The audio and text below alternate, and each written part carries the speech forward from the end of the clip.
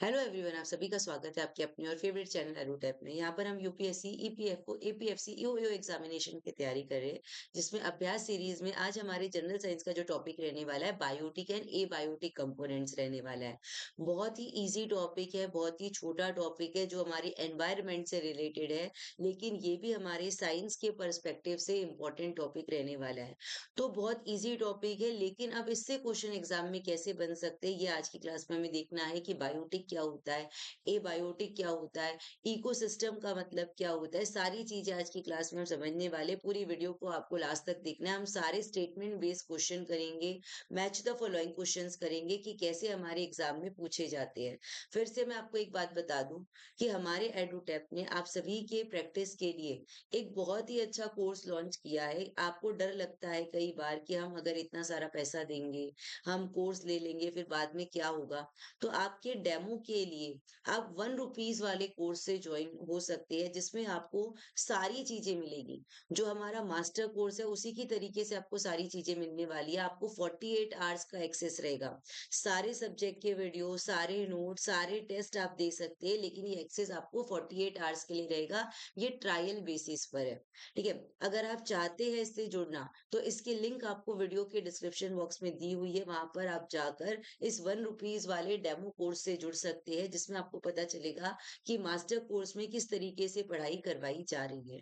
ठीक है? ये आपको ध्यान में रखना है, और उसके बाद फिर आप मास्टर कोर्स से जुड़ सकते हैं। जब आपके पूरे डाउट्स क्लियर हो जाए कि क्या हमें जुड़ना चाहिए, नहीं जुड़ना चाहिए, और फिर आप मास्टर कोर्स से उसके बाद जुड़ सकते हैं। ठीक है? तो वीडियो में आपको डिस्क्रिप्शन बॉक्स में जाना है, उसमें लिंक आपको दी हुई है, और वहां पर से आप अपने ये ₹1 वाले डेमो कोर्स से जुड़ सकते हैं। ठीक है? चलिए, हम बढ़ते हैं अपने वापस से क्वेश्चंस की तरफ। आज की क्लास का पहला question, consider the following statements regarding biotic components. यहाँ पर हमें बायोटिक कंपोनेंट्स के रिगार्डिंग क्या करना है, कुछ स्टेटमेंट्स दिए हुए कौन से करेक्ट है ये बताना है। सबसे पहले मैं आपको बता दूं कि जो हमारा इकोसिस्टम होता है, इकोसिस्टम में बायोटिक और एबायोटिक होना बहुत ज्यादा जरूरी है ना, दोनों रहते ही है। बायोटिक और एबायोटिक दोनों रहते ही है। जैसे अगर मैं बोलूं प्लांट्स, तो प्लांट्स हमारा बायोटिक हो गया। प्लांट्स में क्या है? जान है। प्लांट्स हमारा लिविंग है। तो जो भी चीजें लिविंग होती है, जो भी चीजें लिविंग कंपोनेंट्स के अंदर आती है, एनिमल्स हो गए, प्लांट्स हो गए, माइक्रो ऑर्गेनिजम्स हो गए, बर्ड्स हो गई, हम हो गए, ये सब बायोटिक कंपोनेंट्स है। और इनको जीवित रहने के लिए, इनको लिविंग रहने के लिए एबायोटिक की जरूरत पड़ती है, नॉन लिविंग चीजों की जरूरत पड़ती है। जैसे प्लांट्स, प्लांट्स फोटोसिंथेसिस करेंगे तो उनको सनलाइट की जरूरत पड़ती है, उनको क्लोरोफिल की जरूरत पड़ती है, उनको कार्बन डाइऑक्साइड की जरूरत पड़ती है, उनको वाटर की जरूरत पड़ती है। तो ये सारे हो गए एबायोटिक कंपोनेंट। तो हर बायोटिक कंपोनेंट्स को सरवाइव करने के लिए एबायोटिक कंपोनेंट्स की जरूरत पड़ती ही है, नॉन लिविंग की जरूरत पड़ती ही है। ये आपको ध्यान में रखना है। और दोनों मिलकर हमारा क्या बनाते हैं? इकोसिस्टम बनाते हैं। दोनों हमारे इकोसिस्टम के लिए बहुत ज्यादा जरूरी है। ठीक है? अब इस इकोसिस्टम के बारे में हमें कौन से साइंटिस्ट ने बताया है, ये भी एग्जाम में पूछ सकता है, स्टेटमेंट में आ सकता है, या मैच द फॉलोइंग में आ सकता है। तो इकोसिस्टम के बारे में हमें किसने बताया है? एजी टेंसलेन। एजी टेंसले नाम के साइंटिस्ट थे, उन्होंने हमें इकोसिस्टम के बारे में बताया है 1935 में। 1935 में उन्होंने इकोसिस्टम के बारे में बताया कि बायोटिक और एबायोटिक से मिलकर हमारा इकोसिस्टम बनता है। अब जिस साइंस में हम इकोसिस्टम की स्टडी करते हैं, जिस साइंस की ब्रांच में हम इकोसिस्टम की स्टडी करते हैं, उसे क्या कहते हैं? इकोलॉजी कहते हैं। जहां पर भी हम इकोसिस्टम की स्टडी करेंगे उसे हम इकोलॉजी कहते हैं। और इकोलॉजी के बारे में हमें कौन से साइंटिस्ट ने बताया है? अर्नेस्ट हैक्कल ने। ई हैक्कल, अर्नेस्ट हैक्कल ने हमें इकोलॉजी के बारे में बताया है 1866 1869 के बीच में। ठीक है? ये बातें आपको ध्यान में रखना है। अब चलिए हम अपने स्टेटमेंट्स पर चलते हैं। हमें बायोटिक कंपोनेंट्स के रिगार्डिंग करेक्ट स्टेटमेंट बताना है। तो biotic component include all living organism present in an ecosystem. Biotic components में सारे लिविंग ऑर्गेनिजम्स आते हैं जो हमारे इकोसिस्टम में प्रेजेंट होते हैं, प्लांट्स, एनिमल्स, माइक्रो ऑर्गेनिज्म, सारी चीजें। तो फर्स्ट वाला तो आपका बिल्कुल करेक्ट है। तो आप ये वाले ऑप्शन को कट कर दीजिए, क्योंकि इसमें फर्स्ट नहीं दिया है। ठीक है? Producers consumers, decomposers are biotic components, ये भी करेक्ट है। प्रोड्यूसर्स यानी कि प्लांट्स, मैं यहाँ पर आपको बता देती हूँ किसके अंदर क्या आता है। प्रोड्यूसर्स यानी कि प्लांट्स। कंज्यूमर्स के अंदर आपका प्राइमरी कंज्यूमर्स, सेकेंडरी कंज्यूमर्स और टर्शियरी कंज्यूमर्स। तो प्राइमरी कंज्यूमर्स हमारे होते हैं हर्बीवोर्स, जो क्या करते हैं, प्लांट्स खाते हैं। हर्बीवोर्स यानी कि शाकाहारी, तो वो आ गए आपके कंज्यूमर्स के अंदर। उसके बाद आते हैं कार्निवोर्स, ठीक है, जो क्या करते हैं, मीट खाते हैं।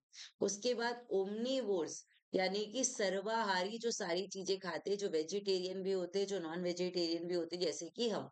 तो कंज्यूमर्स के अंदर हर्बीवोर्स भी आते हैं, कार्निवोर्स भी आते हैं, ओमनीवोर्स भी आते हैं। ये तीनों भी आपके लिविंग रहते हैं। ये तीनों भी आपके बायोटिक कंपोनेंट्स ही रहेंगे। और डिकम्पोजर, डिकम्पोजर्स कौन होते हैं, जो जब प्लांट्स मर जाती है, जब एनिमल्स मर जाते हैं, उनकी बॉडी में जो कार्बोनिक कंपाउंड्स रहते हैं, उनको ब्रेक डाउन करके उनको न्यूट्रिएंट्स में बदलने का काम डिकम्पोजर्स करते हैं। तो डिकम्पोजर्स के अंदर हमारे आते हैं बैक्टीरिया और फंगी। डिकम्पोजर्स के अंदर क्या आते हैं, बैक्टीरिया और फंगी आते हैं। तो बैक्टीरिया और फंगी हमारे माइक्रो ऑर्गेनिजम्स है। तो ये भी आपके लिविंग रहेंगे, ये भी आपके बायोटिक कंपोनेंट्स रहेंगे। ठीक है। तो प्रोड्यूसर्स, कंज्यूमर्स और डिकम्पोजर्स आर बायोटिक कंपोनेंट्स, ये सेकंड स्टेटमेंट भी हमारा बिल्कुल करेक्ट है। ठीक है, तो सेकंड वाला इसमें नहीं है, ये वाले ऑप्शन को कट कर देंगे। Soil and sunlight are biotic component, क्या सॉइल और सनलाइट हमारे बायोटिक कंपोनेंट्स है क्या, नहीं, ये आपका रॉन्ग दिया है। आंसर हो जाएगा ऑप्शन नंबर ए, क्योंकि सॉइल और सनलाइट में कोई भी लिविंग चीजें नहीं रहती है, वो नॉन लिविंग है। तो सॉइल और सनलाइट हमारे एबायोटिक कंपोनेंट्स के अंदर आते हैं, ये बायोटिक नहीं है।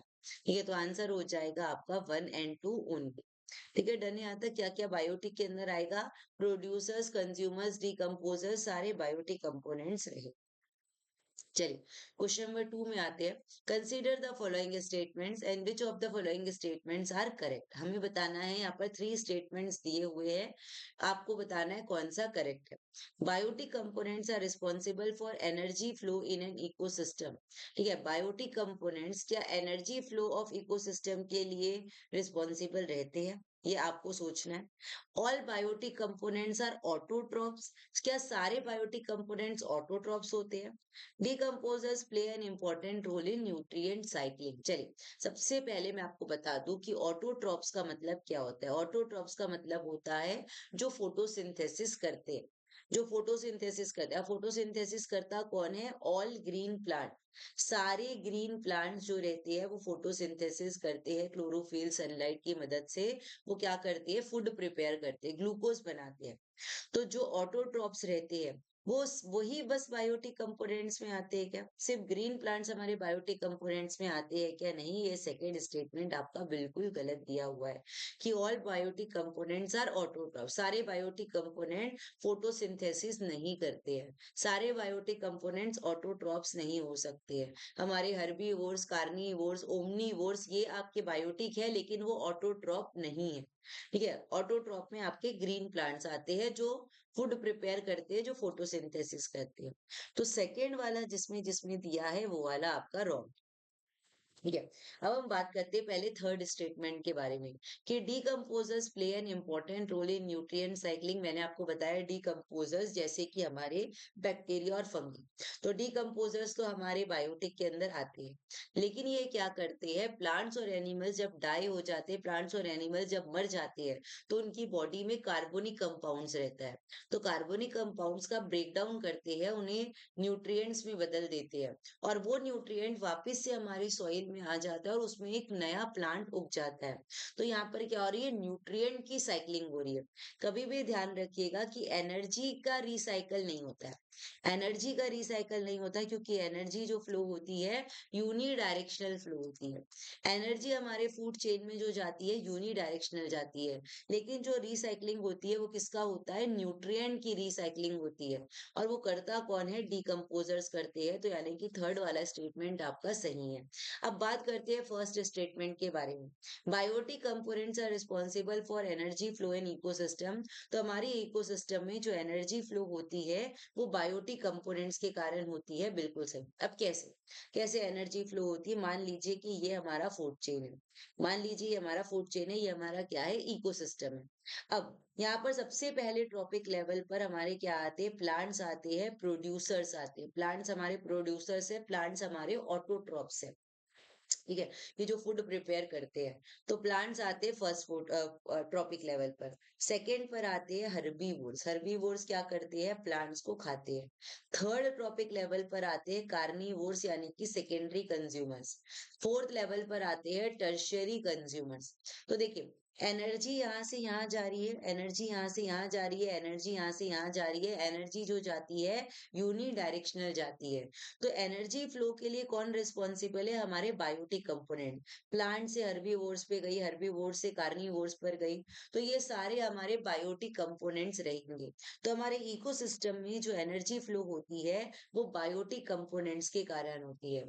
और एक ट्रॉपिक लेवल से दूसरे ट्रॉपिक लेवल पर जो एनर्जी जाती है सिर्फ 10% जाती है, सिर्फ 10% एनर्जी जाती है। बाकी 90% एनर्जी का क्या हो जाता है, लॉस हो जाता है हीट के रूप में, मेटाबॉलिक एक्टिविटीज के रूप में। सिर्फ ये जो एनर्जी जाती है, जैसे प्लांट्स को जब हर्बीवोर्स खाते हैं, हर्बीवोर्स को जब कार्निवोर्स खाते हैं, सिर्फ 10% एनर्जी जाती है केमिकल एनर्जी के रूप में, केमिकल एनर्जी के फॉर्म में जाती है। बाकी 90% एनर्जी का लॉस हो जाता है हीट एनर्जी के फॉर्म में। ठीक है, तो हमारे इकोसिस्टम में जो एनर्जी फ्लो हो रही है बायोटिक कंपोनेंट्स के कारण होती है। तो आंसर रहेगा आपका ऑप्शन नंबर बी, कि वन एंड थर्ड स्टेटमेंट हमारा सही है। ठीक है, आगे चलते क्वेश्चन नंबर थर्ड में आते, कंसीडर द फॉलोइंग स्टेटमेंट। आपको यहाँ पर अगेन स्टेटमेंट्स दिए हैं और आपको बताना है कौन सा करेक्ट है। देखिए, हमारा ये जो बायोटिक और ए बायोटिक कंपोनेंट्स है बहुत ही इजी टॉपिक है, लेकिन हमारी एग्जाम इसे हार्ड लेवल में ले जाने के लिए, इसे हार्ड बनाने के लिए इस तरीके के स्टेटमेंट्स वाले क्वेश्चंस देती है। तो हमें ज्यादा इस तरीके के क्वेश्चन सॉल्व करना है। हम क्या करते हैं, कई बार कुछ इजी टॉपिक्स को छोड़कर चले जाते हैं कि भाई ये वाला तो आ ही नहीं सकता है, लेकिन अगर वो इस टाइप के क्वेश्चंस दे दे तो ये हमारे एग्जाम के लेवल का क्वेश्चन बन जाता है। तो every ecosystem consist of both biotic and abiotic component. हर इकोसिस्टम में बायोटिक और एबायोटिक दोनों ही रहते हैं। एक रहेगा तो हमारे इकोसिस्टम का बैलेंस बिगड़ जाएगा। दोनों का रहना जरूरी है, दोनों हमारे बायोटिक और एबायोटिक कंपोनेंट्स हमारे इकोसिस्टम के लिए जरूरी है। जैसे मैं कोई भी इकोसिस्टम की बात करूं, डेजर्ट इकोसिस्टम, डेजर्ट इकोसिस्टम में जो हमारा टेम्परेचर रहता है, हमारी सनलाइट रहती है, वो एबायोटिक हो गया। जो हमारा कैक्टस हो गया, जो हमारा ऊंट हो गया, ये सारी हमारे बायोटिक हो गए। तो दोनों हमारे एग्जिस्ट करते हैं। तो इकोसिस्टम बनता ही बायोटिक और एबायोटिक के कारण है। तो इकोसिस्टम में बायोटिक और एबायोटिक कंपोनेंट्स रहते हैं एवरी इकोसिस्टम में। तो फर्स्ट स्टेटमेंट आपका करेक्ट है, तो ये वाले ऑप्शन को कट कर दीजिए। Biotic components depend on abiotic components for survival. जो हमारे बायोटिक कंपोनेंट्स रहते हैं वो एबायोटिक कंपोनेंट्स पर डिपेंड करते हैं सर्वाइवल के लिए, ये भी करेक्ट है। तो ये स्टेटमेंट को कट कर देंगे। जैसे कि मैंने बताया, प्लांट्स को सरवाइव करना है तो उसे सनलाइट, क्लोरोफिल और वाटर की जरूरत पड़ती है, वो एबायोटिक पर डिपेंड करता है। हम हम जो है टेम्परेचर पर, सनलाइट पर, मॉइस्चर पर डिपेंड करते हैं, पानी पर डिपेंड करते हैं, हवा पर डिपेंड करते हैं, वो सारे एबायोटिक कंपोनेंट्स हैं। तो हर बायोटिक कंपोनेंट्स को सरवाइव करने के लिए एबायोटिक कंपोनेंट्स की जरूरत पड़ती है, डायरेक्टली और इनडायरेक्टली। ठीक है, third statement, abiotic component depend entirely on biotic components, ये गलत है। एबायोटिक कंपोनेंट्स को बायोटिक की जरूरत नहीं है। एबायोटिक कंपोनेंट्स को बायोटिक की जरूरत नहीं है उनके एग्जिस्टेंस के लिए। अगर बायोटिक नहीं भी रहेंगे तो भी एबायोटिक तो रहेगा ही, सनलाइट तो रहेगी, टेम्परेचर तो रहेगा ही, मॉइस्चर तो रहेगा ही। तो एबायोटिक कंपोनेंट पूरी तरीके से बायोटिक कंपोनेंट्स पर डिपेंड नहीं करती है, लेकिन अगर बायोटिक कंपोनेंट्स उसे यूज करेंगे तो बैलेंस बना रहता है। लेकिन एबायोटिक कंपोनेंट्स एंटायरली डिपेंड नहीं होती है बायोटिक कंपोनेंट पर, इसलिए हमारा थर्ड वाला स्टेटमेंट भी गलत हो जाएगा। तो आंसर रहेगा ऑप्शन नंबर बी, कि हमारा फर्स्ट और सेकंड स्टेटमेंट करेक्ट है। बायोटिक कंपोनेंट्स को एबायोटिक की जरूरत पड़ती है सर्वाइवल के लिए, लेकिन एबायोटिक कंपोनेंट्स को पूरी तरीके से जरूरत नहीं पड़ती है बायोटिक की। बायोटिक नहीं भी रहेगा तो एबायोटिक सर्वाइव कर जाता है। ये आगे चलते क्वेश्चन नंबर फोर्थ में आते, कंसिडर द फॉलोइंग। यहाँ पर आपको चार चीजें दी गई है, fallen leaves, mushroom, dead animals remain, bacteria. आपको बताना है इन चारों में से हमारे बायोटिक कंपोनेंट्स कौन कौन से रहेंगे। बायोटिक यानी कि लिविंग, लिविंग कंपोनेंट्स हमारे इकोसिस्टम के कौन कौन से रहेंगे। तो सबसे पहले बैक्टीरिया तो रहेगा ही रहेगा, बैक्टीरिया तो रहेगा ही रहेगा। बैक्टीरिया फंगस हमारे डिकम्पोजर्स के अंदर आते हैं, और वो हमारे माइक्रो ऑर्गेनिजम्स के अंदर भी आते हैं, तो वो हमारे बायोटिक कंपोनेंट्स रहेंगे। तो फोर्थ तो हमारा रहेगा, इसमें भी फोर्थ है, इसमें भी फोर्थ है, तो ये दोनों ऑप्शन को हम कट कर देते हैं। ठीक है, अब देखो दोनों में हमारा सेकंड और थर्ड तो दिया ही हुआ है, सेकंड और थर्ड तो हमारा दिया ही हुआ है। तो यानी कि मशरूम, मशरूम क्या होता है कि जो अपना फूड तो नहीं प्रिपेयर कर सकता, यानी कि फोटोसिंथेसिस नहीं कर सकता है, लेकिन डेड एंड डिकेइंग मैटर से अपना खाना लेता है, डेड एंड डिकेइंग मैटर से अपना न्यूट्रिशन लेता है। उसे हम क्या कहते हैं, सेप्रोफाइट्स कहते हैं। क्या कहते हैं, सेप्रोफाइट्स कहते हैं। तो मशरूम हमारा किसके अंदर आता है, सेप्रोफाइट्स के अंदर आता है, जो अपना फूड डेड और डिकेइंग मैटर से लेता है। लेकिन मशरूम हमारा बायोटिक कंपोनेंट रहेगा।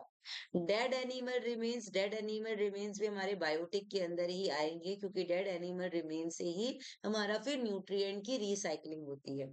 फॉलन लीव्स भी जो है एक तरीके का फूड है, जो हमारे एनिमल्स रहते हैं फॉलन लीव्स को भी खाते हैं। तो ये भी हमारा क्या हो जाएगा, बायोटिक कंपोनेंट्स रहेगा। तो आंसर आपका रहेगा कि ये चारों की चारों आपके बायोटिक कंपोनेंट्स है। बहुत सारे बच्चे फॉलन लीव्स को एबायोटिक कर देते हैं, क्योंकि वो नीचे गिर गई है तो अब कोई काम नहीं करेगी, ऐसा नहीं है। फॉलन लीव्स से भी हमारी फूड चेन चालू होती है। जो हमारी डेड लीव्स रहती है, जो हमारी फॉलन लीव्स रहती है, उससे जो फूड चेन चालू होती है, उसे हम डेट्रिटस फूड चेन कहते हैं। उसे हम क्या कहते हैं, डेट्रिटस फूड चेन कहते हैं। तो ये भी हमारी क्या है, एक बायोटिक कंपोनेंट रहेगा। एनिमल, डेड एनिमल रिमेन्स को कौन खाता है, वल्चर्स खाते हैं, हॉक खाते हैं। तो ये भी हमारा क्या है, बायोटिक कंपोनेंट्स है। तो ये मत भूलिएगा कि फॉलन लीव्स और डेड एनिमल रिमेन्स हमारे बायोटिक कंपोनेंट्स के अंदर आते हैं। तो ये चारों के चारों आपको बायोटिक कंपोनेंट्स के अंदर आएंगे। ठीक है, आगे, consider the following statement, which of the following represent interaction between biotic and abiotic component. आपको यहाँ पर चार चीजें दी गई है, किसमें बायोटिक और एबायोटिक कंपोनेंट का इंटरेक्शन हो रहा है। ठीक है, अगर आपको कोरल पॉलिप्स के बारे में नहीं पता है, तो हम पहले सेकंड वाले ऑप्शन को कर लेते हैं कि फंगस और डेड ऑर्गेनिक मैटर। फंगस हमारा माइक्रो ऑर्गेनिज्म है। फंगस क्या करता है, डेड ऑर्गेनिक मैटर को खाता है। प्लांट्स और एनिमल्स जब मर जाते हैं, प्लांट्स और एनिमल्स जब डाई हो जाते हैं, उनसे अपना फूड लेता है। डेड और डिकेइंग मैटर से अपना फूड लेता है। आपने देखा होगा कि अगर हमारे घर में ब्रेड रहती है, बहुत दिन की अगर ब्रेड हो जाती है, उसके ऊपर फंगस लग जाती है, ग्रीन ग्रीन फंगस लग जाती है, और वो फंगस वो डिकेइंग मैटर से अपना न्यूट्रिशन लेती है। तो फंगस हमारा हो गया बायोटिक, और डेड ऑर्गेनिक मैटर हो गया हमारा एबायोटिक। ठीक है, तो ये हमारा सेकंड वाला तो सभी में दिया हुआ है, सेकंड वाला तो हमारा सभी में दिया हुआ है। तो इसमें बायोटिक और एबायोटिक में इंटरेक्शन हो रहा है, ये वाला तो आएगा। ग्रास और रैबिट, ग्रास हमारा बायोटिक है, ग्रास हमारे ऑटोट्रॉप्स के अंदर आते हैं। ठीक है, रैबिट भी हमारा बायोटिक है, दोनों बायोटिक हो गए। तो ऐसा तो हमें नहीं बोला है, हमें क्या बोला है कि एक बायोटिक होना चाहिए और एक एबायोटिक होना चाहिए। लेकिन ग्रास और रैबिट दोनों हमारे तो बायोटिक हो गए। रैबिट हमारा हर्बीवोर्स हो गया, ग्रास हमारा ऑटोट्रॉप हो गया। तो ये वाला ऑप्शन आपका नहीं हो सकता है, थर्ड वाला आपका नहीं हो सकता है, डी वाले ऑप्शन को हम काट देंगे। फाइटोप्लैंक्टन और सनलाइट, फाइटोप्लैंक्टन यानी कि जो हमारे एक्वेटिक एनिमल्स रहते हैं, aquatic animal sorry aquatic plants रहते हैं, एक्वेटिक प्लांट्स को हम क्या कहते हैं, फाइटोप्लैंक्टन कहते हैं। और फाइटोप्लैंक्टन्स हमारे बायोटिक हो जाएंगे, वो भी फोटोसिंथेसिस करते हैं। और जो हमारा 70% ऑक्सीजन हमारे एटमॉस्फेयर में 21% ऑक्सीजन है, 21% ऑक्सीजन है। लेकिन इस 21% का जो 70% ऑक्सीजन आता है, फाइटोप्लैंक्टन्स के फोटोसिंथेसिस के कारण ही आता है। तो फाइटोप्लैंक्टन्स फोटोसिंथेसिस करते हैं, और उनको फोटोसिंथेसिस करने के लिए सनलाइट की जरूरत पड़ती है। तो फाइटोप्लैंक्टन हमारा बायोटिक हो गया और सनलाइट हमारा क्या हो गया, एबायोटिक हो गया। तो इसमें बायोटिक और एबायोटिक आ रहा है, तो फोर्थ वाला आपका आएगा, फोर्थ इसमें भी है, फोर्थ इसमें भी है, ये वाले ऑप्शन को कट कर देते हैं। ठीक है, अब बचे हमारे बी और सी। कोरल पॉलिप्स, कोरल पॉलिप्स यानी कि ये भी फाइटोप्लैंक्टन हो गए। ठीक है, ये भी हमारे फाइटोप्लैंक्टन हो गए, और ये इन्हें फोटोसिंथेसिस करने के लिए वाटर की जरूरत पड़ती है, सी वाटर। जो हमारे समुद्र में फाइटोप्लैंक्टन्स रहते हैं, जो हमारे सी वाटर में फाइटोप्लैंक्टन्स रहते हैं, उन्हें हम कोरल पॉलिप्स कहते हैं। तो कोरल पॉलिप्स हमारे बायोटिक हो जाएंगे, सी वाटर हमारा एबायोटिक हो जाएगा। तो ये भी हमारा बायोटिक और एबायोटिक हो गया, आंसर हो जाएगा आपका ऑप्शन नंबर बी। ठीक है, आगे चलते क्वेश्चन नंबर 6 में आते हैं। Which one of the following is incorrectly match, आपको बताना है यहाँ पर कौन सा इनकरेक्ट है। तो ग्रास हमारे प्रोड्यूसर के अंदर आते हैं, ग्रास जो है फोटोसिंथेसिस करते हैं और फूड प्रिपेयर करते हैं, तो ग्रास को हम प्रोड्यूसर्स कहते हैं और ऑटोट्रॉप्स कहते हैं। ग्रास को हम प्रोड्यूसर या ऑटोट्रॉप्स बोलते हैं। तो फर्स्ट वाला तो आपका करेक्ट है, हमें इनकरेक्ट के बारे में बताना है। बैक्टीरिया हमारे डिकम्पोजर्स के अंदर आते हैं, जो प्लांट्स और एनिमल्स डाई हो जाते हैं उनको ब्रेक डाउन करके न्यूट्रिएंट्स में बदलते हैं, न्यूट्रिएंट रिसाइकलिंग करते हैं, बैक्टीरिया डिकम्पोजर्स में आते हैं, ये भी करेक्ट है। ठीक है, उसके बाद टाइगर, टाइगर हमारा कंज्यूमर है। कंज्यूमर्स यानी कि जो कुछ ना कुछ खाता है उसे हम कंज्यूमर्स कहते हैं। तो टाइगर्स हमारे कार्निवोर्स के अंदर आते हैं, कंज्यूमर्स के अंदर आते हैं, ये भी करेक्ट है। और टाइगर हमारा बायोटिक हो गया। लेकिन ऑक्सीजन, ऑक्सीजन जो है वो बायोटिक होता है क्या, नहीं। भले ऑक्सीजन हमें लाइफ देता है, ऑक्सीजन हमारे सांसों के लिए बहुत ज्यादा जरूरी है, लेकिन ऑक्सीजन बायोटिक के अंदर नहीं आता है। जितनी भी गैसेस है वो आपकी एबायोटिक कंपोनेंट रहेगी। तो आपका आंसर क्या रहेगा, ऑप्शन नंबर सी रहेगा। या आगे चलते हैं। Consider the following statement regarding abiotic component, आपको यहाँ पर अब 3 स्टेटमेंट्स दिए हैं, आपको बताना है कि ए बायोटिक कंपोनेंट्स के लिए कौन सा स्टेटमेंट करेक्ट रहेगा। They include physical and chemical factors such as temperature, light, humidity, यानी कि जो भी हमारे एनवायरनमेंट के फिजिकल और केमिकल फैक्टर्स होते हैं वो सारे ए बायोटिक कंपोनेंट्स के अंदर आते हैं, क्योंकि वो दोनों नॉन लिविंग होते हैं। जैसे टेम्परेचर नॉन लिविंग है, लाइट नॉन लिविंग है, ह्यूमिडिटी नॉन लिविंग है। तो यानी कि ये आपका ए बायोटिक कंपोनेंट्स रहेगा, आंसर तो आपका फर्स्ट वाला आने ही वाला है। तो आप ये वाले ऑप्शन को कट कर दीजिए। दे directly influence the distribution and survival of living organism, ये हमारे लिविंग ऑर्गेनिज्म यानी कि बायोटिक कंपोनेंट्स के सर्वाइवल को इन्फ्लुएंस करते हैं। यानी कि जो हमारा बायोटिक कंपोनेंट्स रहता है वो अपने सर्वाइवल के लिए एबायोटिक कंपोनेंट्स पर डिपेंड करते हैं, चाहे प्लांट्स हो, एनिमल्स हो, माइक्रो ऑर्गेनिजम्स हो, जितने भी लिविंग ऑर्गेनिजम्स है, हम हो, हमारे सर्वाइवल के लिए हम एबायोटिक कंपोनेंट्स पर डिपेंड करते हैं। तो सेकेंड वाला भी आपका आएगा ही। ठीक है, सेकेंड वाला आपका आएगा, तो इसमें नहीं है तो इस वाले ऑप्शन को कट कर देते हैं। They possess the ability to reproduce and evolve through natural selection, क्या इनके अंदर एबिलिटी रहती है रिप्रोडक्शन करने की, नहीं। रिप्रोडक्शन कौन करते हैं, बायोटिक कंपोनेंट्स करते हैं। रिप्रोड्यूस कौन करते हैं, बायोटिक कंपोनेंट्स करते हैं। ए बायोटिक कभी भी नहीं करता है, वो इवॉल्व भी नहीं होती है। ठीक है, तो रिप्रोडक्शन और इवोल्यूशन ये जो होता है बायोटिक कंपोनेंट्स के अंदर होता है, ए बायोटिक के अंदर नहीं होता है। तो आंसर हो जाएगा 1 एंड 2 ओनली, आपका ऑप्शन नंबर ए यहाँ पर करेक्ट रहेगा।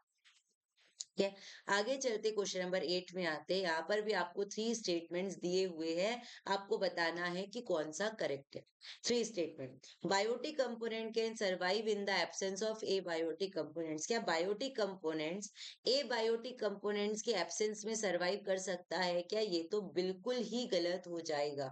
आपका बी और डी तो रॉन्ग हो गया, क्योंकि बायोटिक कंपोनेंट्स बिना ए बायोटिक कंपोनेंट्स के सर्वाइव ही नहीं कर सकता है। बायोटिक कंपोनेंट्स को सर्वाइवल के लिए एबायोटिक की जरूरत पड़ती है, डायरेक्टली और इनडायरेक्ट। ठीक है, तो फर्स्ट वाला आपका रॉन्ग दिया। Water, temperature and sunlight are examples of abiotic components, ये बिल्कुल करेक्ट है कि वाटर, टेम्परेचर और सनलाइट ये हमारे फिजिकल और केमिकल फैक्टर्स के अंदर आते हैं, और ये एबायोटिक फैक्टर्स है क्योंकि ये नॉन लिविंग है। तो सेकेंड हमारा आएगा। Interaction between organism and their physical surrounding form the basis of ecosystem functioning. हमारा इकोसिस्टम जो फंक्शन करता है वो कैसे फंक्शन करता है कि जब लिविंग और नॉन लिविंग के बीच में इंटरेक्शन होता है, ऑर्गेनिज्म और फिजिकल सराउंडिंग के बीच में इंटरेक्शन होता है। ऑर्गेनिज्म हमारा हो गया बायोटिक, फिजिकल सराउंडिंग हमारा हो गया एबायोटिक। तो जब भी बायोटिक और एबायोटिक के बीच में इंटरेक्शन होता है, यहाँ पर हमारे इकोसिस्टम की फंक्शनिंग होती है। तो ये वाला हमारा करेक्ट है, आंसर हो जाएगा ऑप्शन नंबर ए कि 2 और 3 हमारा करेक्ट है। ठीक है, याद रखिएगा कि इकोसिस्टम तभी फंक्शन कर पाता है जब बायोटिक और एबायोटिक के बीच में इंटरेक्शन होता है। क्वेश्चन नंबर 9 में आते हैं। देखिए, यहाँ पर हमें क्या दिया हुआ है, कंपोनेंट्स दिए हुए। एक कॉलम में हमें कंपोनेंट दिया है, एक कॉलम में उनका टाइप दिया है। आपको बताना है कि कौन से पेयर करेक्टली मैच है, कौन सा बायोटिक के अंदर आता है, कौन सा ए बायोटिक के अंदर आता है। फंगस, फंगस जो है वो मैंने बताया सेप्रोफाइट से। फंगस हमारा माइक्रो ऑर्गेनिज्म है जो डेड और डेकेइंग मैटर से अपना न्यूट्रिशन लेता है। तो फंगस हमारा बायोटिक के अंदर आएगा, ये बिल्कुल करेक्ट है। फंगस बायोटिक के अंदर आएगा, फर्स्ट वाला करेक्ट है, ये वाले ऑप्शन को काट दीजिए। एयर, एयर, एयर जो हमारी हवा होती है, हवा हमारी ए बायोटिक के अंदर आती है क्योंकि हवा में जान नहीं है, हवा हमारी नॉन लिविंग है। तो ए बायोटिक के अंदर आएगी, सेकेंड आपका करेक्ट है, ये वाले स्टेटमेंट को कट कर दीजिए। रॉक, रॉक यानी कि जो हमारे पत्थर होते हैं, क्या उनमें जान होती है क्या, क्या वो चल पाते हैं, क्या वो सांस लेते हैं क्या, नहीं, ये वाला गलत है। रॉक हमारा ए बायोटिक के अंदर आता है, थर्ड वाला हमारा रॉन्ग है, ये वाला हम कट कर देंगे। डियर, डियर हमारा हर्बीवोर्स है, डियर हमारा हर्बीवोर्स के अंदर आता है, डियर हमारा कंज्यूमर्स के अंदर आता है, तो ये आपके बायोटिक के अंदर आएगा। आंसर रहेगा ऑप्शन नंबर ए। तो हमारा जो करेक्टली मैच है वो फर्स्ट, सेकेंड और फोर्थ रहेगा। ठीक है, चलिए आज की क्लास का लास्ट क्वेश्चन देखते हैं। यहाँ पर भी हमें मैच द फॉलोइंग दिया है, यहाँ पर कंपोनेंट दिए हैं, यहाँ पर हमें टाइप दी हुई है। आपको बताना है कितने मैच करेक्ट है, कितने करेक्टली मैच पेयर्स आपको दिख रहे हैं। तो ह्यूमस, ह्यूमस, ह्यूमस क्या होती है, एक तरीके की खाद होती है जो हमारे सॉइल को फर्टाइल बनाती है। ह्यूमस जो डेड और डिकेइंग मैटर से बनता है, डेड और डिकेइंग मैटर से हम क्या करते हैं, ह्यूमस को बनाते हैं। तो ह्यूमस हमारा बायोटिक है क्या, नहीं है, ये गलत दिया है, ह्यूमस हमारा ए बायोटिक है। ठीक है, बैक्टीरिया, बैक्टीरिया हमारे बायोटिक के अंदर आता है, यानी कि पहला स्टेटमेंट आपका ये वाला करेक्ट है। सनलाइट आपके ए बायोटिक के अंदर आता है, ये दूसरा भी आपका करेक्ट है। सनलाइट आपके नॉन लिविंग है, ए बायोटिक के अंदर आता है। अर्थवॉर्म, अर्थवॉर्म जो रहते हैं, किसान क्या करते हैं, हमारे जो खेतों में, हमारे फील्ड्स में क्या करते हैं, अर्थवॉर्म को डालते हैं, हमारे सॉइल पर अर्थवॉर्म को डालते हैं। और अर्थवॉर्म क्या करते हैं, मिट्टी को थोड़ी सी खाते हैं, मिट्टी को भुरभुरी बनाते हैं, मिट्टी को फर्टाइल बनाते हैं, मिट्टी में छोटे छोटे से होल्स कर देते हैं ताकि उसमें वाटर और एयर का क्या आ सके, पास हो सके, वाटर और एयर क्या कर सके, मिनरल्स क्या कर सके, उसमें से पास हो सके। तो अर्थवॉर्म को फ्रेंड ऑफ द फार्मर्स बोला जाता है क्योंकि अर्थवॉर्म क्या करते हैं, हमारी मिट्टी को फर्टाइल बनाते हैं। तो अर्थवॉर्म हमारे बायोटिक के अंदर आते हैं, ए बायोटिक के अंदर नहीं आते, ये गलत है। और अर्थवॉर्म की जहां पर रियरिंग होती है उसे हम क्या कहते हैं, वर्मी कल्चर कहते हैं। अर्थवॉर्म की रियरिंग को, अर्थवॉर्म की खेती को हम वर्मी कल्चर कहते हैं। तो हमारे कितने स्टेटमेंट करेक्ट है, केवल 2 स्टेटमेंट करेक्ट है। तो आंसर क्या रहेगा, ऑप्शन नंबर बी रहेगा। Only 2 match pairs are correct. ठीक है, तो आपको आंसर क्या रहेगा, ऑप्शन नंबर बी रहने वाला है। तो ये थी आज की हमारी क्लास जिसमें हमने बायोटिक और ए बायोटिक के इतने सिंपल टॉपिक को कैसे स्टेटमेंट बेस पूछा जा सकता है वो हमने सारी बातें देखी है। बहुत सिंपल टॉपिक है, लेकिन कई बार इसमें हमें कंफ्यूजन हो जाता है कि डिकम्पोजर्स बायोटिक आता है कि नहीं, ए बायोटिक में आता है कि नहीं। ह्यूमस में बहुत सारे बच्चे कंफ्यूज हो जाते हैं कि बायोटिक में आएगा कि ए बायोटिक में आएगा। डेड लीव्स में कंफ्यूज हो जाते हैं। तो ये सारी चीजों को कवर करा है हमने आज की क्लास में। इसी तरीके से हम मिलेंगे अपने नेक्स्ट वीडियो में। तब तक के लिए आप सभी को thank you, bye, take care and all the best.